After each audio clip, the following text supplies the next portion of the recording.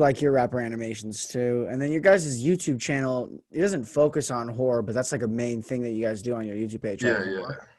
Yeah, like a lot of like horror tunes.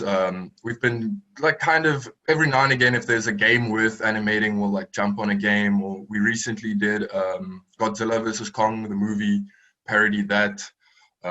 We also, I think like 2 months ago, we launched a Spanish channel where we're doing all of our videos but completely dubbed to Spanish, and like that's also been doing pretty well because our second big, apart from the US, our biggest audience is Spanish.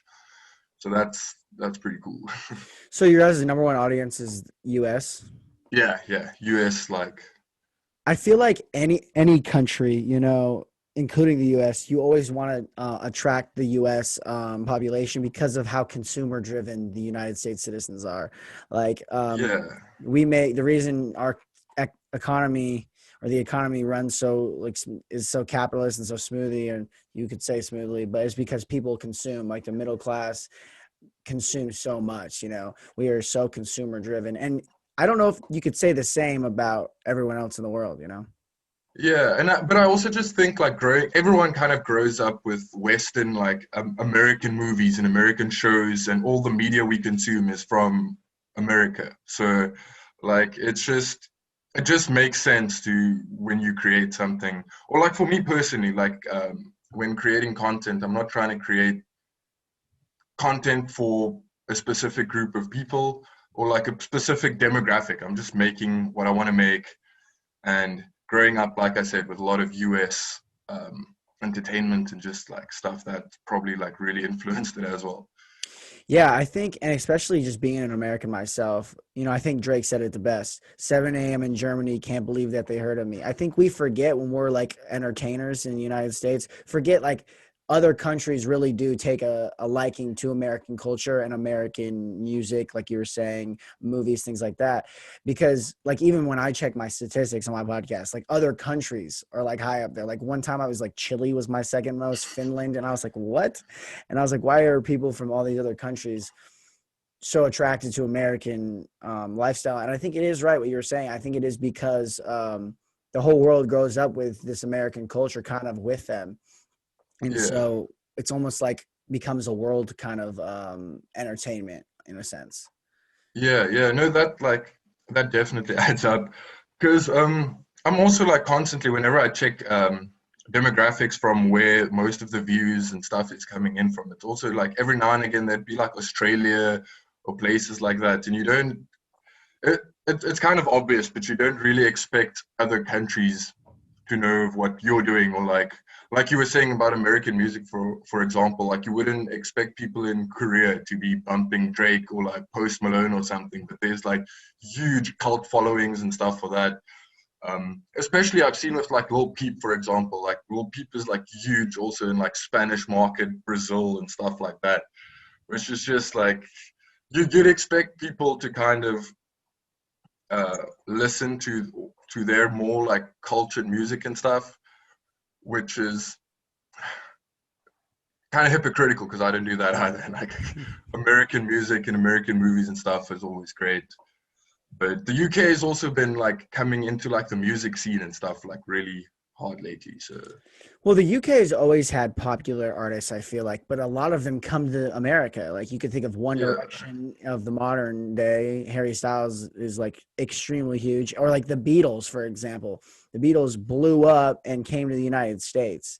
Um, I think it's because of LA and just like the this fantasy that all the movies and all the music and everything's just always building around LA. So a lot of artists and people feel like they need to go to LA to kind of make it. And then most of the time it's the opposite of that because it's crazy expensive, and some things you can just do from wherever you are. You don't need to technically go get like a super expensive small ass apartment in LA to follow your dream. Yeah. for sure. I'd And still like, like to go to LA though. have you never been? No, no, I've never left South Africa, but I'd really Oh like to yeah. visit America at some point. Yeah. I think we did talk about that last time. Yeah, dude, I Yeah. was just down. So I'm in Vegas again. I mean, I live in Oregon, but I'm down in Vegas as that's where I'm born and raised. But I just drove to my sister lives in San Diego, so I was down in San Diego and at the beach, and then I went up to LA for at the beaches down there, and I spent Sunday and then I drove back. LA is cool. Southern California is really cool because everything's like an hour away from everything, really. Yeah. And you can go to the beach. You can go to like LA, San Diego. You can go to Bakersfield, which is more kind of like middle Southern California. I don't necessarily like the Cali lifestyle. It's too packed for me. There's too many people. You can say the same about New York too. Like the American dream kind of is like if you want to make it in entertainment, like you were saying, not necessarily like theater, but you want to make it in like music, you want to make it in like acting, things like that, you go to LA. And if you want to make it on like Wall Street, making money and stuff like that, owning businesses, you go to New York. You want Yeah. to be a big time lawyer, you want to be a big time doctor in New York, you know? So it's like there's two American dreams in these two major hubs of the world. And I feel like people from other countries always go there if they want to make it, you know? Yeah, yeah. And they don't always know how just sometimes it's like just unnecessary or just like New York, for example.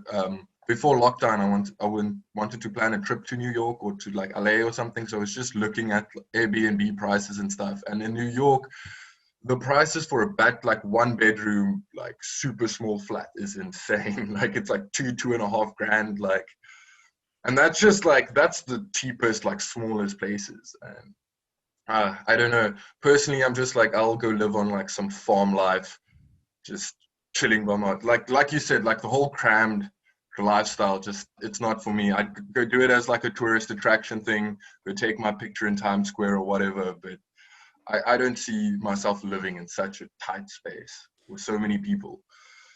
I like people, but not too much people. I liked Vegas is growing exponentially right now, and it's kind of pissing me off because I don't like traffic, but I like people. You know, I like when there's a good, like a million, there's a good ratio, like 1 million people to 2 million people, nothing compared to LA and New York, you know? New York and Yeah, LA are insane. I think there's like 11 million people in New York. I could be wrong, but I think that's true. And it's like, dude, no one wants to live with 11 million people. Um, I've been thinking about going to law school in Texas and at UT Austin because one, it's a good law school, and two, it's like Austin is booming right now. Texas is booming, and it's so cheap to have such a nice ass house. yeah, yeah. Like I was checking out the one artist I follow, Dayglow. He is also I think he relocated to Austin, Texas, just because the music and entertainment scene currently there is so like booming, and all these like up and coming artists are there, and it's just like it's cool that things are shifting to just like you were saying, it's not just LA and New York anymore, but now like Texas Mhm. might be like and Vegas like growing and everything like that. So Vegas has always been booming as in like a tourist place, but never yeah, really a living. The major hubs that are like booming right now, Boise, Idaho. I mean, Miami's always been huge. Miami is a lot of New Yorkers are going to Miami. And then Austin, Texas. Because you know, there is something to be said. Like those coastal cities, everyone likes living on the coast, but like the prices for things in California is insane. I just spent $4.49 on a gallon of gas. I spent $50 on a hybrid Camry just to drive back 4 hours to Las Vegas. It was insane, and nobody wants to live like that. And under our current president, like it just seems like it's not going to get better.